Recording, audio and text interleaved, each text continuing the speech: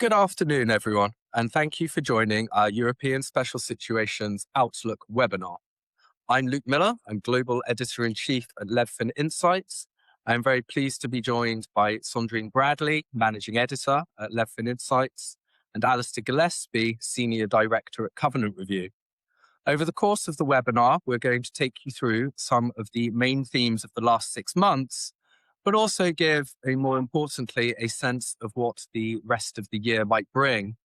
But first, we would like to introduce a new product that we have launched at Levfin Insights, which is our new proprietary European Special Situations Dataset. And that will be the main basis of being able to take you through the trends so far this year and what the rest of the year may bring. With that in mind, Sandrine, as you and Tamina have been the people working so hard on this data set, I turn it over to you to tell everyone about it, please. Okay, thanks for the introduction, Luke. I will dive right in. So today I'd like to introduce LFI's new Special Situations Dataset, or Special Situations Universe, as we call it. And with Alastair's help, I would like to use it to tell the story of the special situations market this year so far, and unravel the backdrop for the second half of 2026. So moving to the first slide, the universe so far has on average comprised between 80 to 100 names at any given time.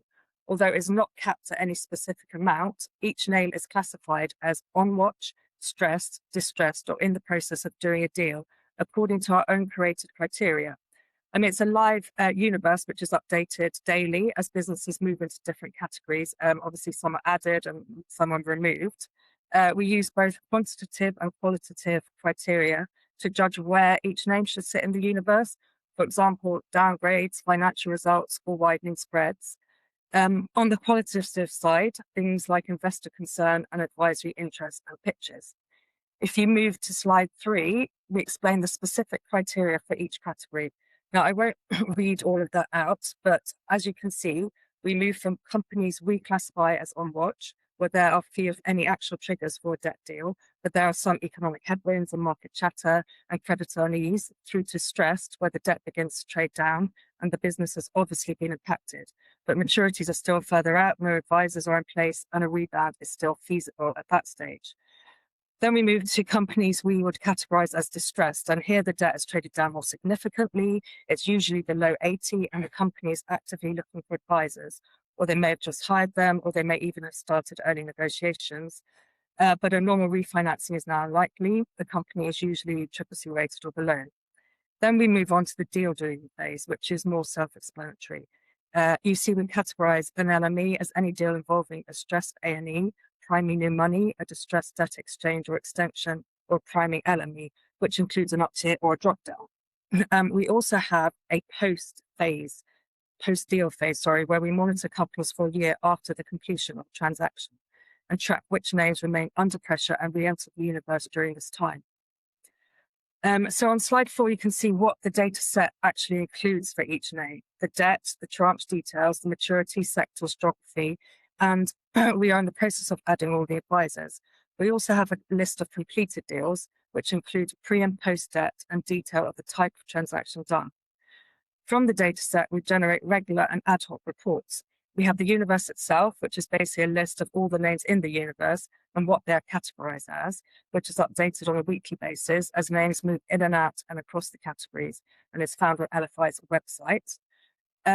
And we then have monthly and quarterly special situations data packs. The data is analyzed and is presented in a PowerPoint with the underlying data, and it details the volume of debt, the number of deals in the universe at the end of each month and quarter, broken down into the categories: debt type, high yield bonds and leveraged loans, geographies, sectors, and significant subsectors. The quarterly stats pack also includes a roundup of which names have moved where in the universe and why over the previous 3 months. So why do we think this is an important tool for industry players? We think it's a very valuable type of data, and the most valuable type of data in the market. It's a live universe which changes on a daily basis. There's like a yellow light on the dashboard to show what is coming up with very early type situations. It's a tool to analyze how much early stress there is compared to later distress situations. how many deals there are in the process of being done and what type of deals they are, the size of the debt involved, the most stressed and distressed sectors and geographies, and what the maturities are. I mean, it's everything from your early conceptual and lender pretends to highly aggressive LMTs, in-court contested restructurings, and everything in between. Thank you, Sandrine. I'm going to ask a slightly loaded question, but Alastair, from your perspective as a senior covenant lawyer, how useful a tool is this proving to be for you? Yes, of course, Luke. Um, Look, I'm very proud to be part of our sizable team of covenant lawyers sitting in New York and in London. And, we look at the special situations universe as our over the horizon radar system, our distant early warning radar system.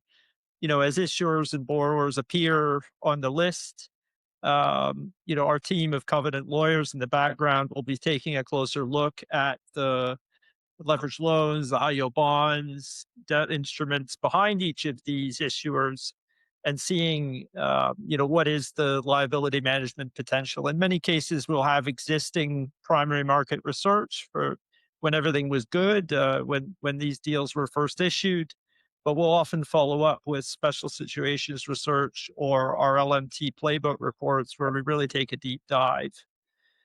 And, like all good maps, and that's what this is, when we see what's blinking red in the universe, I suppose there are a couple of overarching points I would make in terms of a take on the names that we see out there. The first is from a documentation perspective. Every issuer and borrower on the list has fairly substantial, in some cases, hugely substantial liability management potential.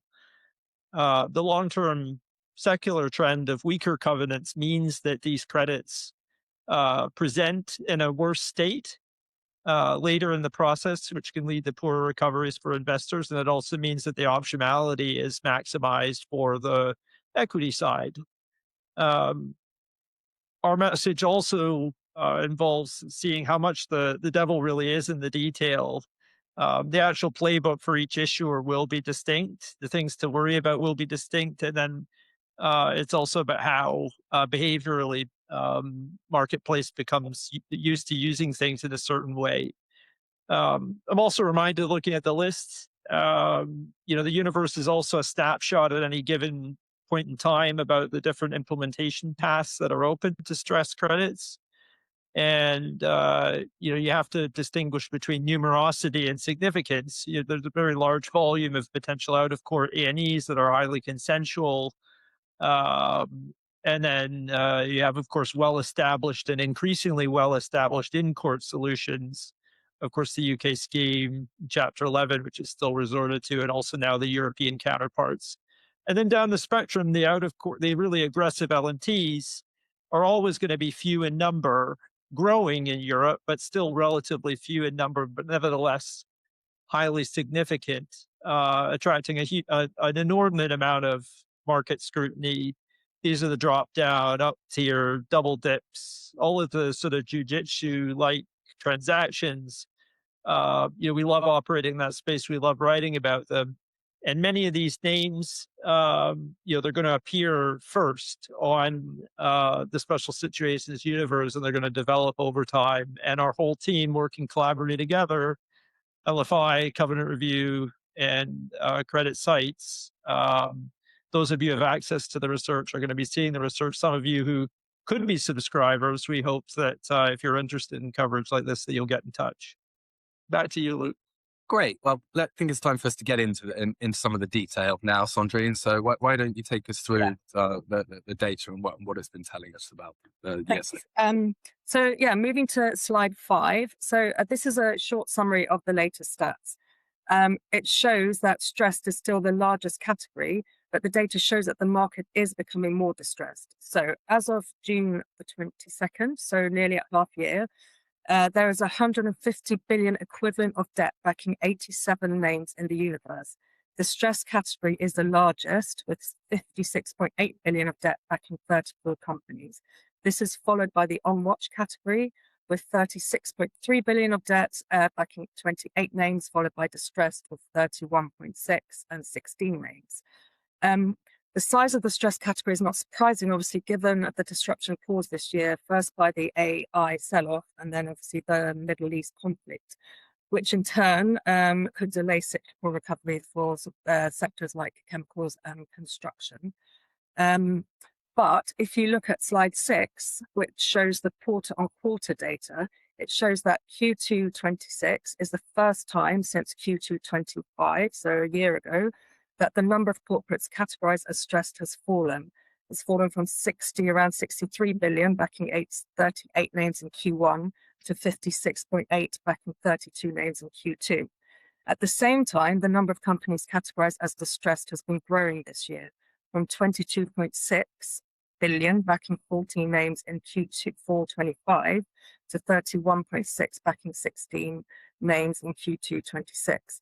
I mean, this literally shows growing distress in the market, as previously stressed names like Antolin, Aston Martin, Air Baltic, and Ameria, to name a few, are now categorized as distressed under our criteria and putting them nearer, in our opinion, to potential debt deals. And indeed, Antolin this morning announced a deal which could involve some bondholder haircut. And Ameria is another one coming on the radar in the last couple of weeks and appears to be moving in the direction of a deal. So there are indications that there could be an uptick in restructuring and MLME deal doing in the second half of this year. As we move to slide 7, we can see that this uptick does come against a backdrop of a pretty muted deal flow this year. Deal count, we can see, rose sharply between Q2 and Q3 of 2025 from 9 to 17 deals, although volume decreased significantly, but I think that was specifically to do with the closing of Altice France in October. Since then, the number of deals has been in decline. We've had a very muted deal flow this year, with around 25 billion of debt backing 9 deals currently in the market. This is due in part to supportive primary markets and the fact that most of the nearer term maturities have now been dealt with. So there has been, I think, somewhat of a pause as the larger cap, or a lot of them are quite large cap, 2028 maturities impacted by the macroeconomic and political events start to find their way to the market. And we will chat about that more a bit later. Thank you, Sandrine. Alastair, if I can come to you from your seat, what other factors have been at play which might have stymied some deal flow this year?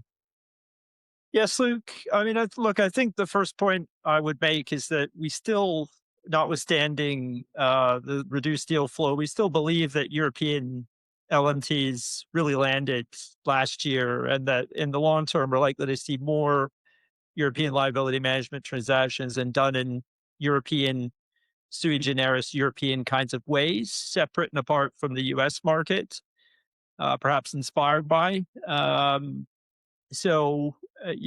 Just looking at names like Selecta and Hunkemoller and Victoria and Flyder last year, and the Altice France saga, where the creditor participation, famous creditor participation conference call kicked off a whole series of negotiations and restructuring.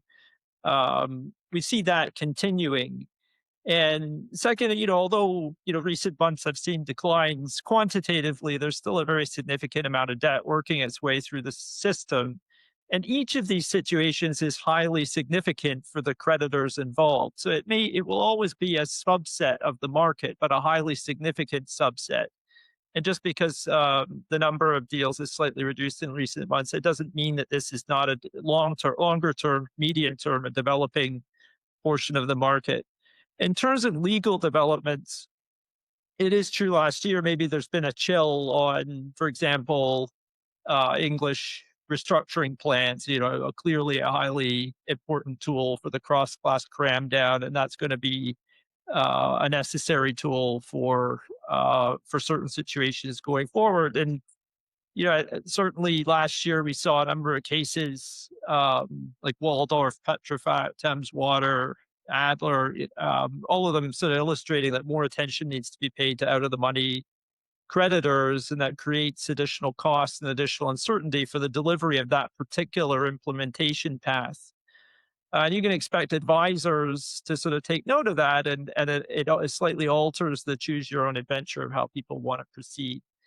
I think the other aspect I would flag is some very significant pending litigation where some clarity is going to again influence the roadmap for deliverable transactions. And there I'm alluding to Optimum and Selecta in terms of the viability and constraints on cooperation agreements, to what extent those run afoul of U.S. antitrust law. Clearly a critical issue for this space in the market. And then, of course, also the pending litigations around ICA drag, liability management transactions using the distress disposal, the very common distress disposal mechanics to implement non-pro rata liability management transactions at with a bare majority consent. Um, you know, Definitely more to be seen on both of those. The market hates uncertainty, and once you get an outcome or some guidance, some judicial guidance, both of those cases have the potential to really shape volume and implementation path going forward. Back to you. Thank you very much indeed. Sandrine, let's keep moving this along and dive a little further into the data. Yeah. Just before I do, I'd just like to say, anecdotally, in the last, since we've been putting this webinar together, in the last week, we've had a number of situations, like Antolin, which I've already mentioned, RxAda, Sequins, Ekaterra, they all sort of leans to what you're saying, Alastair. They all seem to be gearing up to be slightly more interesting deals potentially than we have seen so far this year. So you're right. I think there's a lot in the pipeline that leads us to believe that they could be more interesting deals in the second half of this year. But that leads me back to the data. If we look at slide 8, we'll have a look at what type of deals we're seeing this year compared to last and why. So as well as less deals, the types of deals have also changed this year. The number of LMEs versus debt for equity swaps as a percentage of completed deals has fallen in H1 26 compared to H2 25 to 46% from 59%. So we see that the rising tide of LMEs over the last couple of years has failed to properly right-size balance sheets. The debt for equities have mainly been repeat defaulters, which the market very much expected at the beginning of this year, with names like Lecter, Excel, Nexida coming back for final, debt for equity swaps. The LMEs that we have been seeing or have been getting done have predominantly been stressed A&Es with shareholder support. And with strong primary markets, some not even with shareholder support, think ARC very well. They are not primary LMEs, despite the hyper focus on these transactions in the market. As Alastair says, people have been put off by costly litigation around Hinkley, Millar and Selecta. But I think also very significantly, the deals which were done last year have created a climate of fear, with borrowers and creditors weaponizing what can be done through the debt docs as threats, forcing in many situations for lenders potentially to agree to a consensual A&E deal or face a harsher outcome by a primary. Thank you, Sandrine. Alastair, is that last point something you'd agree with? And maybe, if so, I could ask you to go into a little bit more detail around Selecta as an example. So yes, Luke, what Sandrine is encapsulating as the climate of fear, I want to elaborate a bit on that. And I think what we've all been saying is that although the actual full-blown liability management transaction, non-pro rata, out of court, done in secret, very, so we say Manichean outcomes, if you're a winner or a loser, those are always going to be, from a numerosity point of view, very rare. But that doesn't mean that the rest of the market doesn't take note and adjust its behavior accordingly. If the implicit threat or the explicit threat of a similar outcome is there, clearly the negotiations, even where there are ad hoc groups and where there's a to and fro and a balance of power, the mere threat of something worse is going to influence that outcome.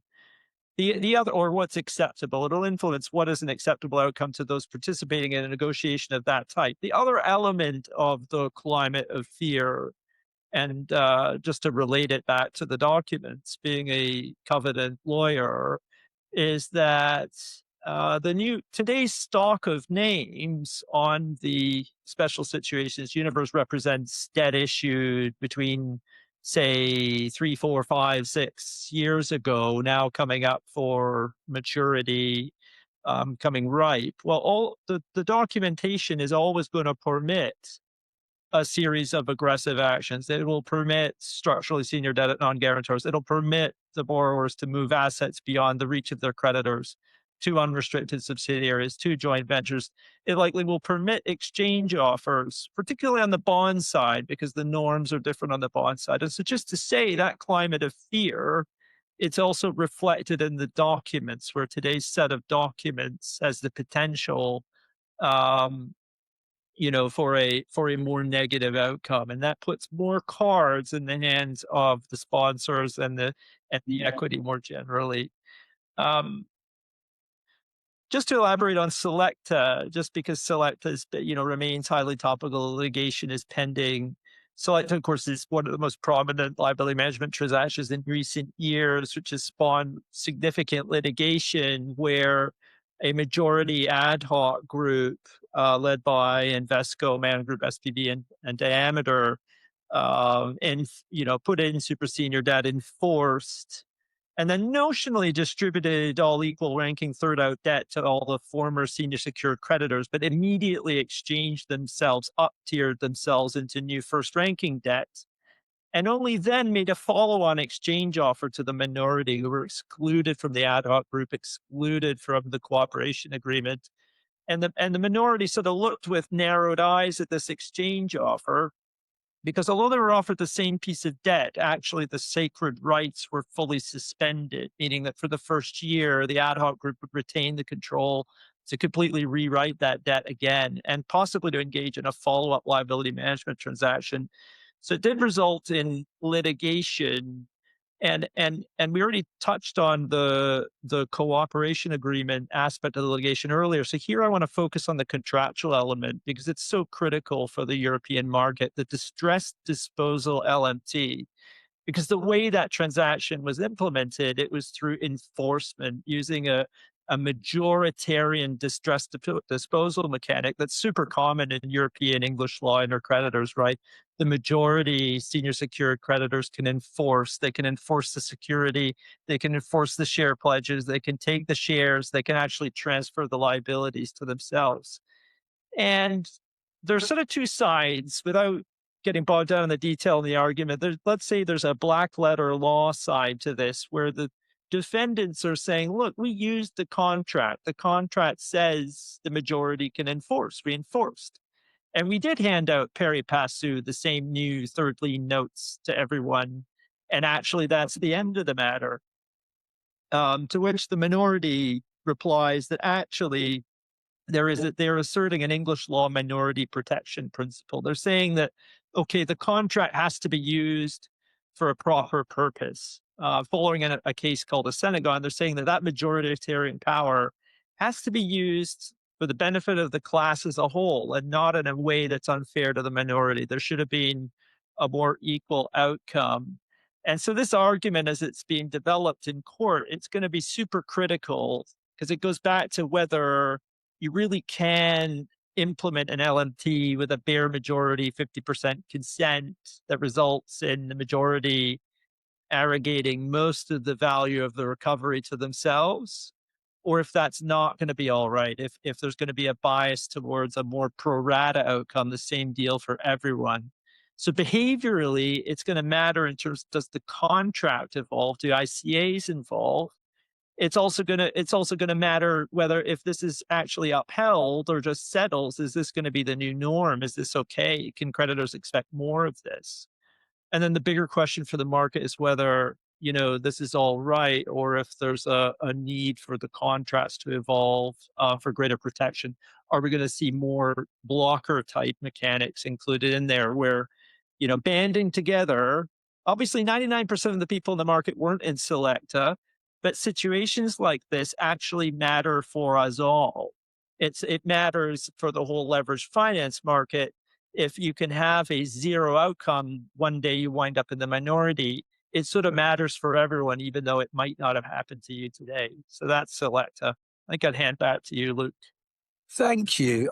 Maybe I could just ask both of you for your opinions on why we might not have seen many of the big cap stack deals, which will lend themselves a little bit more towards priming, haven't really emerged this year, and whether you would agree with the sentiment that European sponsors in Europe are still look a little reluctant to commit to priming transactions, certainly versus the US. Yeah, and that's an interesting thing. And when I was thinking about the content for this webinar, I mean, there's been so much focus this year on the big names, which is still very significant, the Amerias, the Arxadas, the Merlins, and what priming they can do around their docs, which is obviously significant. But the reality is, if we look at last year, the big names which brought in the whole prospect of priming to Europe, the Ardars, Altis, Introns, where the sort of the priming noise really started, the deals they actually did were less coercive in the end. And this could go to the fact that, well, especially in Altis, there was obviously the big co-op. But the reality is that the deals that have been done in Europe sort of involve so-called lender-on-lender violence, and they have been instigated by small groups of lenders to companies that have relatively small capital stacks, rather than being initiated by larger sponsor-owned businesses. And I think that's a very key point. Like, as we move into the second half of the year, a lot of these businesses are sponsor owned, and we really have yet to see any private equity firms instigating this type of priming against their creditors on a business with a large capital stack. And also, to go to what Alastair was saying about the in-court processes now and the minority creditors, I think it's interesting to see on Arxada's deal that is just in the process of being closed or agreed. The lenders have agreed an A&E, but the sons, they pushed back against the deal, even though, I mean, arguably they were still getting quite a good deal, but they pushed back against the economics, and it did disrupt the deal to a certain extent. But they did get a better deal for themselves. So I wonder if that kind of plays into what Alistair's talking about across the market. There's this whole focus on also on minority creditors and everybody getting something out of a deal. But anyway, with that said, I thought we could move on to the slide 9 and have a look at the maturity wall and what it looks like and how this could shape deal flow. So being able to get A&Es done is also a reflection of the type of debt that has been restructured, and this becomes more significant as we head towards the 2028 maturities. Of the 150 billion of debt backing the 87 names in the universe, 88.7 is leveraged loans and 61 roughly is high yield bonds. The majority of the leveraged loans, 65.5, are categorized as on watch or stressed, while the majority of the bonds, around 40 billion, are categorized as stressed or in a restructuring, although the restructuring debt reflects, I guess, Thames Water's ongoing process. But moving to slide 10, you see that just over 1/4 of the debt which sits within the universe has 2028 maturities. Out of the 43.2 billion due in 2028, just over 72% is made up of leveraged loans. And that's 31.2 billion against 11.9 of bonds. These names include Arxada, Ameria, and Merlin. And the interesting thing here is that these 2028 loans are obviously, as I've said, loan heavy, mainly comprising CLOs. And these are lenders who would just want to do an A&E. They don't want to own the company, and even if they wanted to, they often can't trade out of the debt due to whitelists. But the big stack companies with these loans, as I've just said, often have unsecured bonds. And as I just mentioned, Arxada, it has agreed its A&E with lenders, but the sons did disrupt the deal and successfully pushed for better economics in order to agree. So that is potentially what we might see more of going forward. Thank you, Sandrine. This brings me to Alastair. I'm intrigued for your views on what I think might be one of the biggest names to be discussed in the next 6 months, Merlin Entertainments. Would you give us your early views on that matter, on that company, please? Yes, of course. Just briefly, in view of the time, Merlin's a theme park operator. Blackstone, Kirkby, and CPP Investments in the equity And a lot of the speculation has been kicked off recently. They appointed a law firm that's very well known in liability management circles, so I won't name. Let's just say it rhymes with Sweetland and Trellis. Look, it's an interesting one, and I just want to. We have a detailed report on liability management options for the senior notes, which I commend to all of you on the telephone, and you can request a copy of the report. You can get in touch. We can share it with you. But it's just an illustration of how the special sits universe will work and the complementary nature of the coverage. Because you're going to see all three of our services playing on the name. And, we've done a deeper dive on the covenants. This is one that has the multi-tier cap stack and is probably amenable to an out-of-court L&T of some sort with a 29 RCF, 20, 30, 31, and 32 senior secured notes. And the actual problem maturity is a November 2027 senior notes issuance, which is a level upstairs from the senior secured and has subordinated guarantees. So if you're sat there as a secured creditor, you're worried that, look, that's not going to be a straight refi. Actually, the covenant package is super aggressive. It's one of the ones that you would pick out as saying that that's a super permissive covenant package. And you just know that the ranking's going to be upended if they are forced to offer better debt, as they will be, because they will struggle to market a like-for-like refi of more senior notes for old senior notes. What our liability management playbook note outlines is the various covenant options for the standard playbook, which would include unrestricted subsidiary drop-downs, up-tiering transactions of different flavors, whether it's structurally senior debt non-guarantor or effectively senior debt secured on non-collateral assets, double dip capacity. What emerges, and not at all to be a gloomy lawyer, is lots of capacity for everything. They're unlikely to be covenant constrained in terms of the options of what they can do. They're more likely going to be taking advice from their law firm and investment banking advisors about what sort of deal will be sufficiently attractive to manage away that near-term maturity. And there will be winners and losers, dilutive, additional secured debt, or in a worst case, actually getting primed, getting close to the assets, closer than the senior secured creditors who are sort of forced to wait because of their later dated maturity. Just one name of many, and just to, just one portion of the universe. Each credit is its own universe, and we're glad to do the deeper dive. All right, back to you, Luke. Thank you, Alastair. Okay, Sandrine, if we can round out maybe with the last couple of slides. I must admit I'm particularly interested in how many companies have probably remained stressed despite having done an LME in recent months. Can you shed any light on that? Yeah. So I think as of June, as of now, there's 33 names had left the universe after completing a restructuring and/or a stressed LME within the last 12 months. So of these 33 names, 6, that's 18%, have returned to the universe as stressed, and 1, Lowell, is undergoing another debt restructuring.